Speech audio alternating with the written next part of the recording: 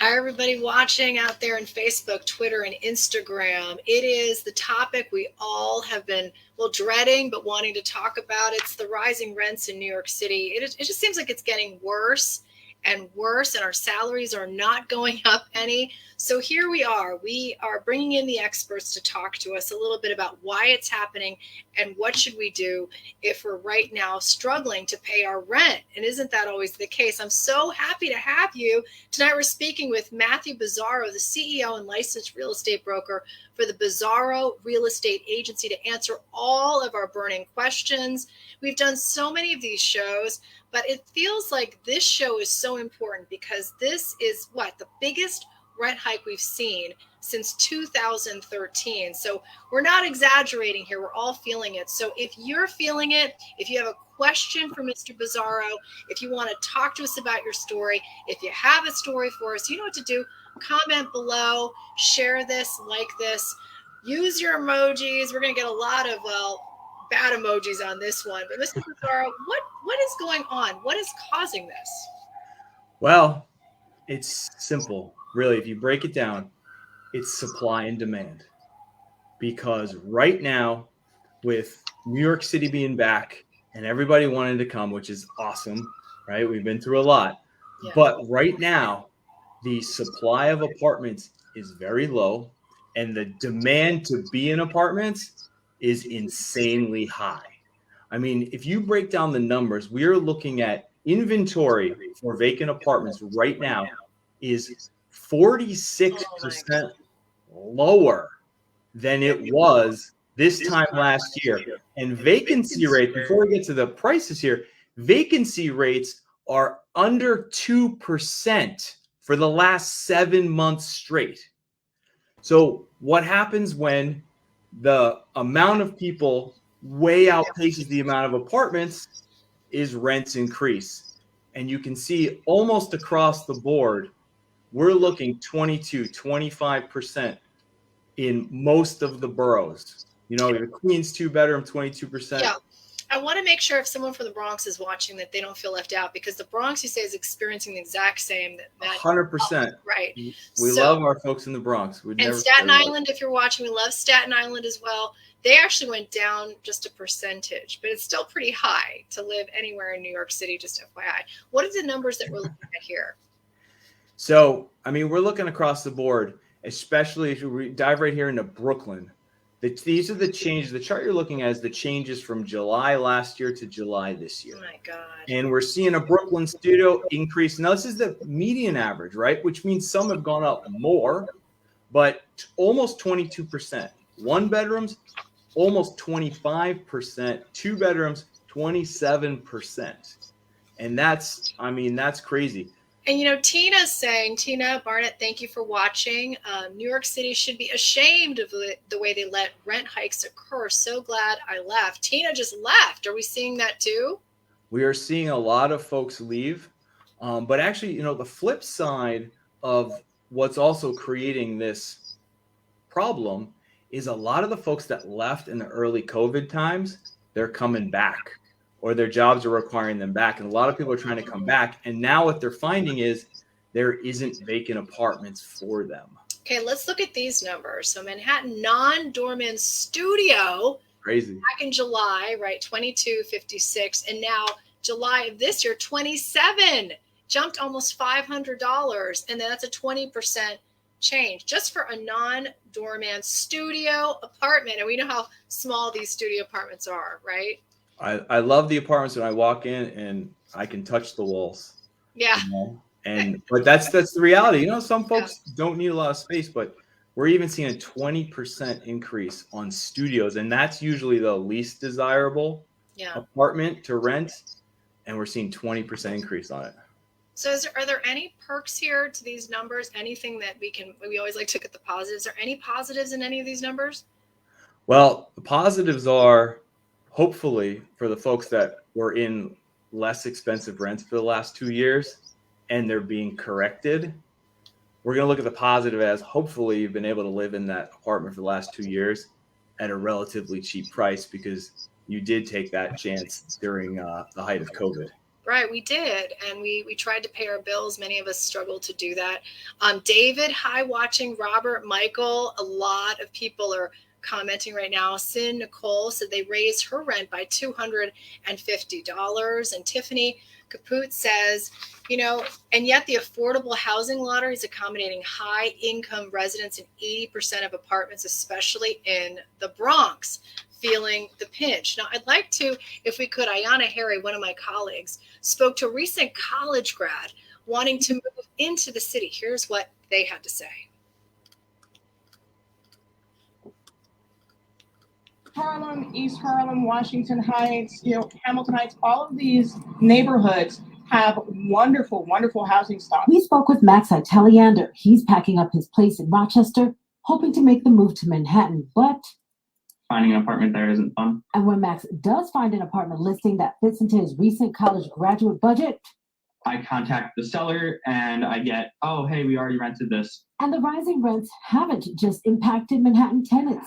A new report from the city's comptroller found over a 2-year period, Manhattan had the largest loss of businesses than any other borough. One of the factors, higher rent costs. And the broker we spoke with had some advice for anyone searching for an apartment in Manhattan. Look for apartments that are listed below your max budget. The broker explained many of these apartments are actually going into bidding wars, which is pushing up the prices much higher than they were originally listed for. Wow. That report couldn't get any more shocking, right? And Elaine, Pat, Patrice, Michael, Tiffany, everybody has a story that they're sharing. But the bottom line is Elaine says her rent went up $300 and she's refusing to pay it. She says she's not going to do it. Hell no. But each month on my check, when I get the landlord my rent, I put down that I'm not doing that. So, wow, everyone has their way of dealing with it. I mean, have you ever seen anything like this? I've been doing real estate for over 20 years. I've never seen anything like this.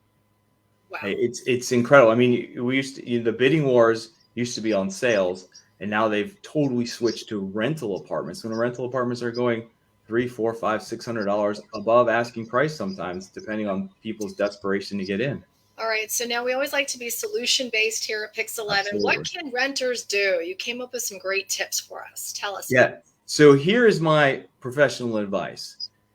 If you can hold off into the winter, that may be your best opportunity, because a lot of people don't know that the rental market in general slows down in the winter. There's a lot less people moving. There's a lot less people wanting to deal with the move during snowstorms, holidays, New Year's, everything else. So generally, we see a pullback, and when you see a pullback, you do see prices tick down a little bit. Second piece of advice could be look into finding a roommate. It's not always ideal for everybody, but it is a way to share the expense, at least for the short term, to get you situated into an apartment and get you settled. Third, always start working towards purchasing, because when you can purchase, your costs, most of them become fixed. When you lock in a 30-year mortgage, for example, that is the price you will pay on your mortgage for the next 30 years. It does not increase, unlike rents. And in that process, you can begin to look at programs. There's a lot of city, state, and federal opportunities to receive grants that will help you reduce that down payment and make you a homeowner sooner. Really? And do you have any more information about these programs? We have tons of resources on my website at bizzarroagency.com, where you can find everything and reach out. We're happy to help and serve. That's such a good point, because the city, state, and federal agencies want to keep people in their homes now because of we're in a housing crisis. So why not use some of those programs to benefit us? And Latrice, there she is. Latrice, thanks for watching. They're raising the rent, but the apartments are falling apart. What a good. We do those stories every single day. And again, evictions, people are starting to get evicted. They're afraid to be evicted. We're having that. Remember, there was that pause for so long during the pandemic. Yep. Now here we are. So what, again, could we do? The advice that you give to someone who's really frustrated about the rental market, is it hopeless? It's never hopeless. Never give up hope. That's rule number one, no matter what you're doing. Never give up hope. However, in this market right now, you definitely have to exude more patience. And it's not something you're like, oh, I see this, I'm going to see it, I'm going to get it. That's not going to happen. It's more persistency, more patience, and don't give up. It also helps to work with a professional that is experienced that can help guide you on your journey. Yeah, they always look good, happy in these videos, but I'm never when I'm moving. But let's talk about bidding wars, because Ayanna, in her piece, this great piece that she put together, was talking about these bidding wars. Are these common, and how does one stand out rather than from the rest? All right. So yes, they are becoming super common. We actually just listed an apartment. It was a 6th floor walk up, for example. So first you think 6th floor walk up, whoa, but it ended up, there were 7 people interested and ended up going $500 above what the rent was, because it wasn't a rent stabilized apartment. So they are becoming common. They're even becoming common on apartments that are under $3,000. So you definitely, in order to stand out, you want to have, first thing, you want to have all your documentation together, right? You want to have all your proof of payments, your pay stubs, your letter of employments, bank statements, all that stuff. You want to have it together and ready, because when you see something you like, you've got to jump on it, right? There can't be like, oh, let me get my stuff together in 2 days and all that. So you want to have that together and as polished as you can, in terms of, like, if you have some outstanding debt, some small credit cards, any little things that you can pay off to make your application look just a little bit stronger, I would advise you to do that as well. Wow. And where was that apartment, if we could ask? What borough? It was in Harlem. It was actually. in Harlem, and there was seven people bidding war, and it ended up $500 more. Wow. Is it worth the 6th floor walkout? Yeah, a 6th floor walkout. Yeah, walk up. That's a lot of exercise, but still, if it's good rent, we would do it. You save money because you can quit your gym membership. There you go. But one question that my producers came up with, really good question: is it worth staying in New York City or going to outer boroughs? Like, what Manhattan versus, is it worth going to outer boroughs if you're in Manhattan? You're living in Manhattan, you just can't afford it. I think beauty's in the eye of the beholder, really. And what you need to do is you really want to look at your life, your lifestyle, and seeing if moving to another borough is the right move for you. To save money, it might be. But then you may look at, well, if I move here, my commute becomes an hour longer or an hour and a half longer. And you might say, okay, saving a couple $100, does that equate me sitting on the train 2 or 3 hours more a day every day? Right? So it's definitely a checks and balances of what is going to work for you. So a lot of people, yeah, absolutely. But I think you really need to dig into what's the non-dollar cost to moving to another location. Like, is there a story that sticks out for you that you've heard recently about? I mean, we feel the squeeze and hear this about the squeeze of high rents. Can you share a story that sticks out that you just recently? Yeah, absolutely. Well, we were just recently working, it's a little bit of a flip side here. We're working with clients right now that are purchasing, right? And they're living in a small studio apartment right now, paying a tremendous amount of rent. They're actually purchasing a 1-bedroom apartment, which is 2 to 3 times larger than where they're living. And mortgage and maintenance for this apartment they're purchasing is $700 cheaper than what they're paying in rent. Oh my gosh. So that's where our final hope is. You're saying look into buying rather than renting, because right now it is a buyer's market. Is that what you call it? 100%. It is a buyer's market, and the great demand in rent has actually shifted the sales market to be a little bit of a buyer's market, because it's opposite. Right now for sales, supply is up and demand is down. So we're seeing price reductions in purchasing. And again, one of the greatest steps you can do to set yourself financially apart is to work towards owning your home, where you can control your payments.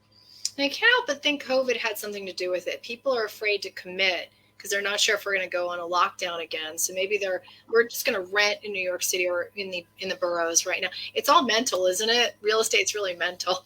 100%. And you know, the funny thing is that was actually 100% the case. But now if you're still in New York and you experienced COVID, it's been 2.5 years. You're still here during one of the largest pandemics ever. You know, you might still be here for a while. You went through one of the hardest times in New York and you're still here. Well, we're definitely going to be here for our viewers, and we Love thank it. you so much, Mr. Bizzarro, for you You're were very so great. We put so much information and so many questions. We didn't get to everybody, but the good news is that we're going to have our team of producers putting all of the information added to this link. Share, like, it'll be here, and we're always here. Need us. We're making it happen every night at 4:20, 5:55, and 6:55, and 10 o'clock as well. Monday through Friday. We also have our great weekend shows in the morning as well. Don't forget to watch us and send us your stories. We're making it happen.